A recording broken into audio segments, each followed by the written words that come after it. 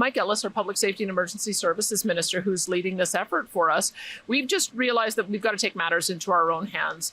I wish that our national police force were able to bust this up. They haven't been able to. And so we're going to make sure that we've got special units of our sheriffs that are able to go in and do this apprehension, do more and more law enforcement, deal with border concerns, deal with fentanyl, and deal with trafficking. So I really feel like people need to understand that we're taking this seriously. Adam Soos here for Rebel News. We talk about slavery often as though it is some relic of the ancient past, but the troubling reality is there are more people subject to slavery now in this world than ever before. Estimates state that in this day and age, at least 50 million people are subject to slavery. That is absolutely heartbreaking. Of those 50 million, 27 million or more are caught within human trafficking. Now, folks out there might say to themselves, well, at least this stuff doesn't happen in Canada. But that is quite simply not the case. There are at least 3,500 cases of human trafficking that have taken place within the last 10 years in Canada alone. And the numbers could be much higher than that. This is an industry that thrives on secrecy and working insidiously within the dark. In Alberta, good and decent people are fighting the stain of human trafficking. It's a sick trade run by sick individuals for sick ends.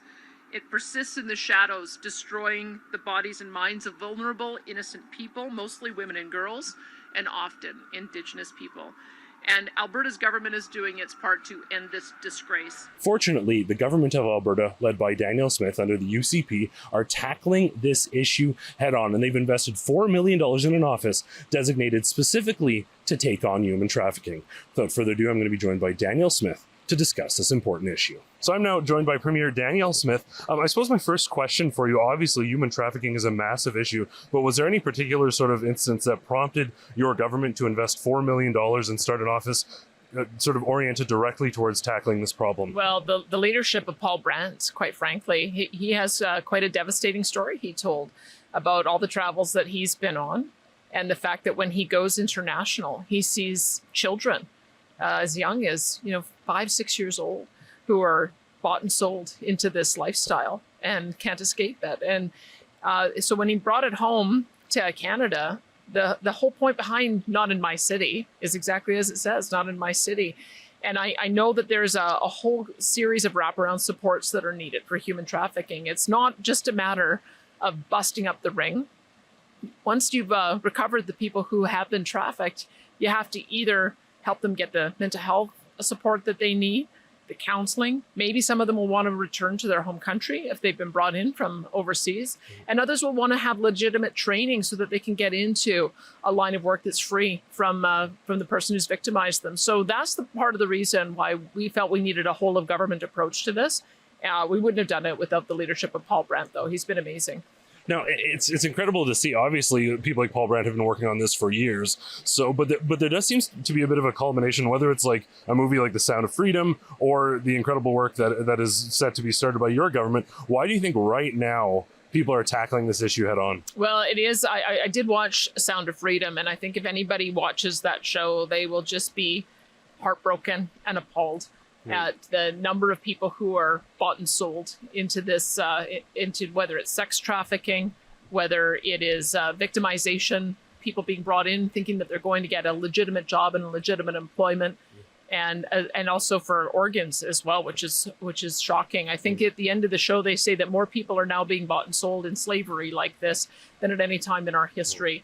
And so we've got to do something. I can tell you, Mike Ellis, our Public Safety and Emergency Services Minister, who's leading this effort for us, we've just realized that we've got to take matters into our own hands. I wish that our national police force were able to bust this up. They haven't been able to. And so we're going to make sure that we've got special units of our sheriffs that are able to go in and do this apprehension, do more and more law enforcement, deal with border concerns, deal with fentanyl, and deal with trafficking. So I really feel like people need to understand that we're taking this seriously, and that we're going to do whatever it takes to make sure it isn't in our city. With plans to sort of implement a provincial police potentially on pause, did you feel that this was a need that couldn't be waited on and needed to be tackled right away? Look, I would say that the approach that we've taken, if you look at the mandate letters, are building out our sheriffs and building out municipal forces based on what our municipalities tell us. And we'll see how that development goes. I kind of look at the sheriffs as being the nut of our provincial police. They're doing amazing work for us, and it's part of the reason we're investing more in fentanyl, specialized fentanyl teams, specialized border security teams. We'll do specialized human trafficking teams. We've embedded them in Calgary and Edmonton. So I would say that continue to watch, because our sheriffs are going to become increasingly important to law enforcement in Alberta.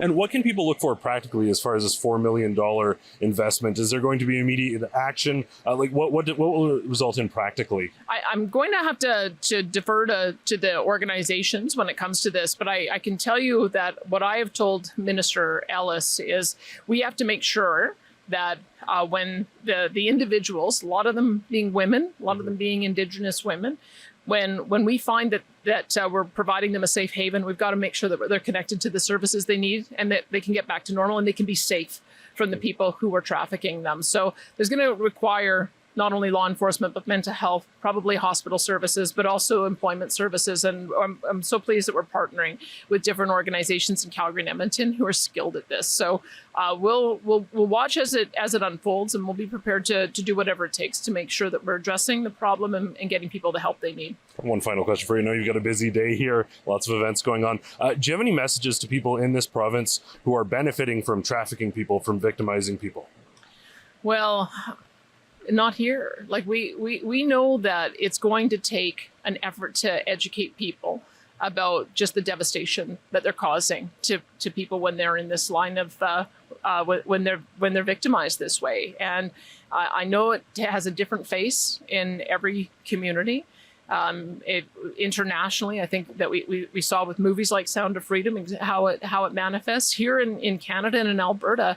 There's a lot of Indigenous women and girls who are trafficked into this terrible life of sexual slavery, and we want to make sure that they have an avenue out. Our goal is to create a hybrid model that extends across the province, disrupting and dissolving trafficking networks while helping survivors to recover and rebuild. To succeed, we need to understand survivors' stories and gather insights that help survivors escape and heal. We also need more comprehensive on-the-ground information about how human traffickers operate and how they hide their activities so that we can stop them in their tracks. So there is going to be a real effort to make sure that we're focusing on the victims, but perpetrators just shouldn't come here. We just don't want this in Alberta.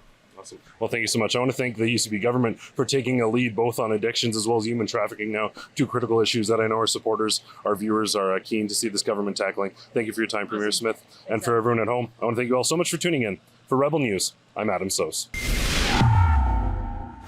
It's no secret that cities in Canada are in a state of disarray. Crime runs rampant. Free drugs are being handed out by progressive governments right across the country. Fortunately, some governments like Alberta's UCP are taking a stand and tackling things like addiction and now human trafficking head on. To learn more about efforts right across this country to fix our cities and set things right, return things to the way that they used to be when you could safely go for a walk downtown, go to fixourcities.com.